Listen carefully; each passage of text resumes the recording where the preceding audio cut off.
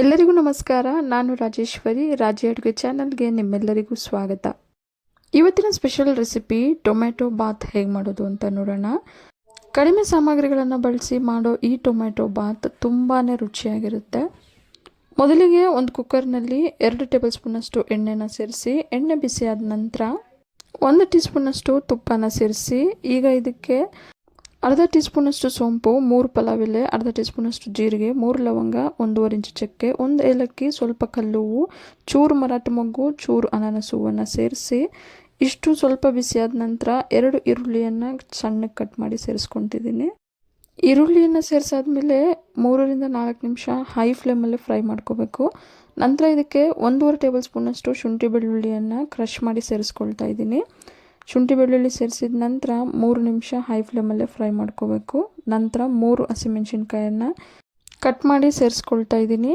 ಹಸಿಮೆಣಸಿನ್ಕಾಯಿ 2 ನಿಮಿಷ ಫ್ರೈ ಆದ ನಂತರ 2 ಟೇಬಲ್ ಸ್ಪೂನಷ್ಟು ಹಸಿ ಬಟಾಣಿಯನ್ನು ಸೇರಿಸಿ ಇದನ್ನು ಸಹ 2 ನಿಮಿಷ ಫ್ರೈ ಮಾಡ್ಕೋಬೇಕು. ಹಸಿ ಬಟಾಣಿ ಫ್ರೈ ಆದ ನಂತರ ಈಗ 3 ಫಾರಮ್ ಟೊಮೊಟೊನ ಪ್ಯೂರಿ ಮಾಡಿ ಸೇರಿಸ್ಕೊಳ್ತಾ ಇದ್ದೀನಿ. ಟೊಮೆಟೊ ಪ್ಯೂರಿನ ಸೇರಿಸಾದ್ಮೇಲೆ 2 ನಿಮಿಷ ಹೈ ಫ್ಲೇಮಲ್ಲೇ ಫ್ರೈ ಮಾಡ್ಕೋಬೇಕು. ನಂತರ 3 ಫಾರಮ್ ಟೊಮೊಟೊನ ಸಣ್ಣಗೆ ಕಟ್ ಮಾಡಿ ಸೇರಿಸ್ಕೊಳ್ತಾ ಇದ್ದೀನಿ.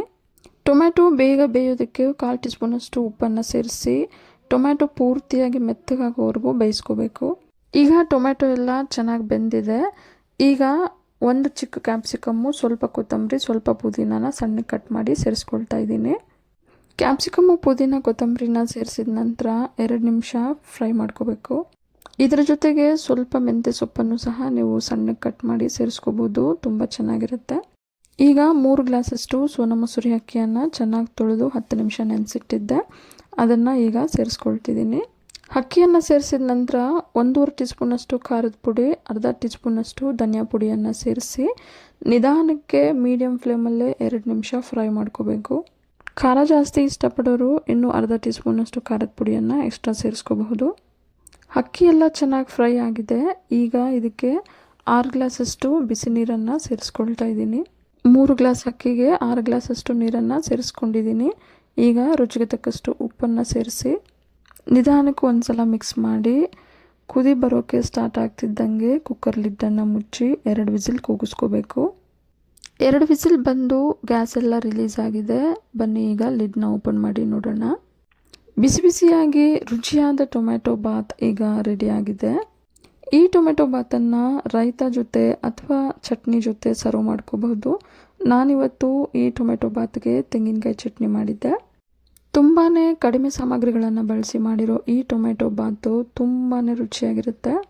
ಬೆಳಗ್ಗೆ ಹೊತ್ತು ಬ್ರೇಕ್ಫಾಸ್ಟ್ಗೆ ಅಥವಾ ಮಧ್ಯಾಹ್ನದ ಹೊತ್ತು ಮಕ್ಕಳ ಲಂಚ್ ಬಾಕ್ಸ್ಗೆ ಅಥವಾ ಆಫೀಸ್ಗೆ ಹೋಗೋರು ಸಹ ಲಂಚ್ ಬಾಕ್ಸ್ಗೆ ಈ ಟೊಮೆಟೊ ಬಾತನ್ನು ತೊಗೊಂಡು ಹೋಗ್ಬೋದು.